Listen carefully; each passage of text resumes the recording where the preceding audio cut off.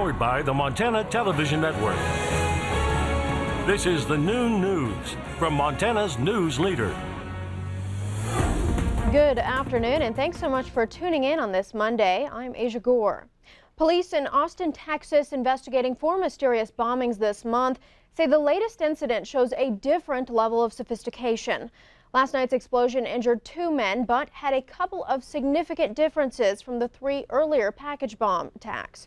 CBS's Laura Podesta reports. An Austin, Texas neighborhood remained under lockdown Monday morning after local police, aided by FBI and ATF agents, spent the night investigating an explosion, the 4th in the city this month. This is a historically safe neighborhood. Stuff like this doesn't happen here. This latest incident happened last night. Police say 2 men in their 20s were hurt while walking their bikes in a residential neighborhood. They were hospitalized in good condition. We believe that a tripwire may have been in effect on this device. This explosion happened in southwest Austin, far from the 3 package bomb attacks in the eastern part of the city that killed 2 people and injured 2 others earlier this month. The previous attacks targeted Black or Hispanic victims. Police say Sunday night's victims were white, but investigators still see a connection. Based on the preliminary review that we have done at this time, we have seen similarities in the device that exploded here last night and the other 3 devices that have exploded in Austin starting on March 2nd. Police are asking residents if they see anything suspicious not to touch it, but to call 911. Laura Podesta, CBS News, New York. The reward for information in the 3 previous blasts hit $115,000 Sunday morning. Here in Montana, classes will be in session tomorrow at Shelby High School, despite the threat of a bombing planned for March 20th. The school enacted a closed campus today and tomorrow, meaning students cannot leave campus until the school day ends. The district, along with the Toole County Sheriff's Office, investigated a reported threat to the school Friday. According to the school's Facebook page, administration learned of a threat written on a desk in a junior high desk in the high school as well. They ultimately deemed the threat unsubstantiated. However, there will be an increased police presence district-wide. A new report from the Montana Department of Justice sheds light on why a Missoula high school resource officer discharged his gun during school hours Friday. MTN's Kent Lutzen has more. Authorities say that the school resource officer, along with school staff, were conducting an investigation after receiving a tip that a student brought a gun to school.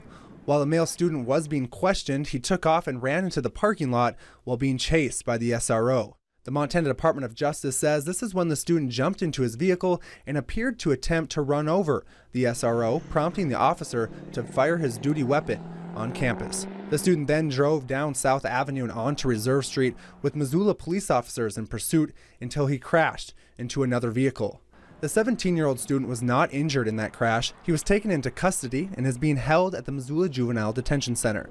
Authorities believe a handgun suspected to be involved in the incident was found by a citizen along the chase route near South Avenue and Old Fort Road. That handgun has been recovered by law enforcement.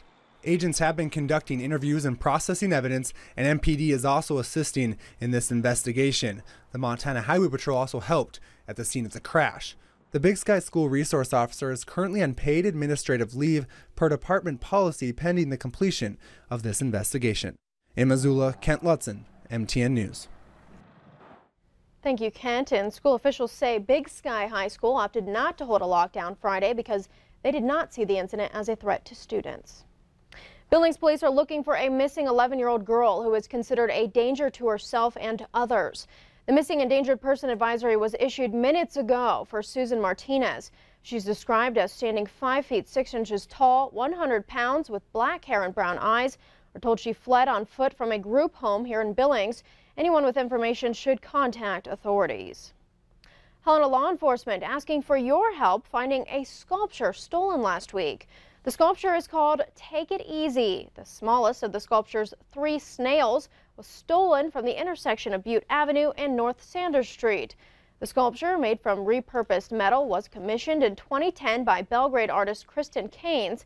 The Helena Public Art Committee says the sculpture was bolted to the pavement and would have required significant effort to remove. Anyone with information should contact police. Well, a long-standing convenience store and cafe burned to the ground in Harran over the weekend. Details are limited, but these images show high walls of flames ripping through the Harran store located on Railroad Avenue in Sanders County. A resident tells MTN News the store was a landmark for many years.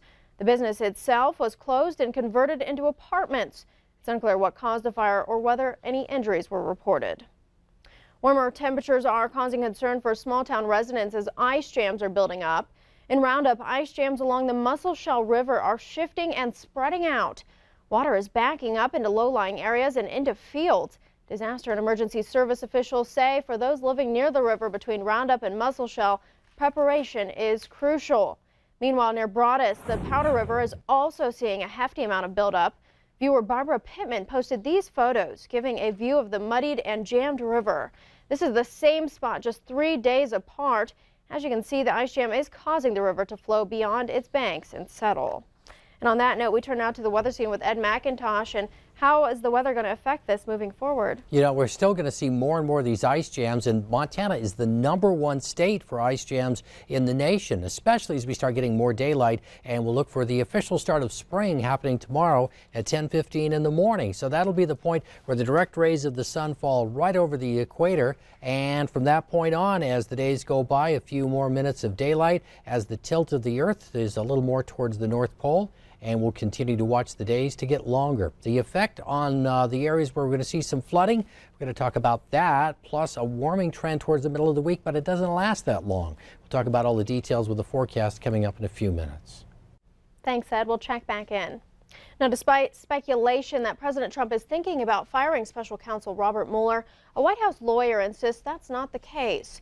The president unleashed a series of tweets over the weekend lashing out at Mueller, accusing him of leading a biased investigation into his campaign's connections to Russia. White House attorney Ty Cobb released a statement last night, though, saying, quote, the president is not considering or discussing the firing of the special counsel. Meanwhile, the president is expected to release his new plan to address the opioid epidemic today, which includes the death penalty for certain dealers.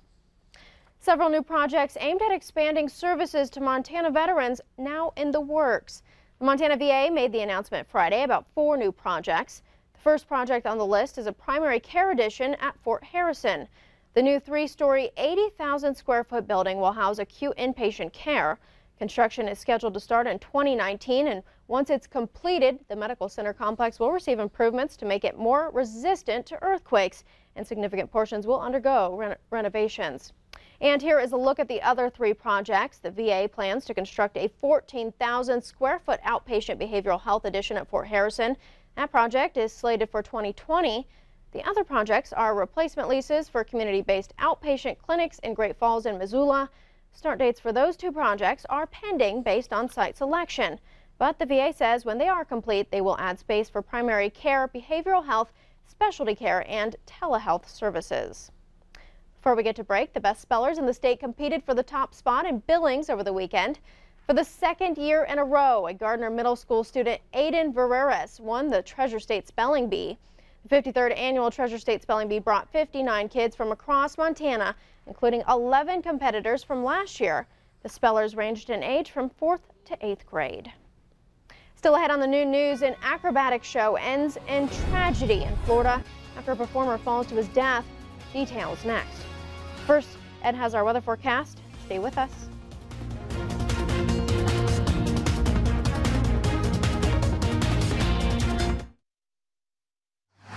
You're watching MTN News with Aja Goare.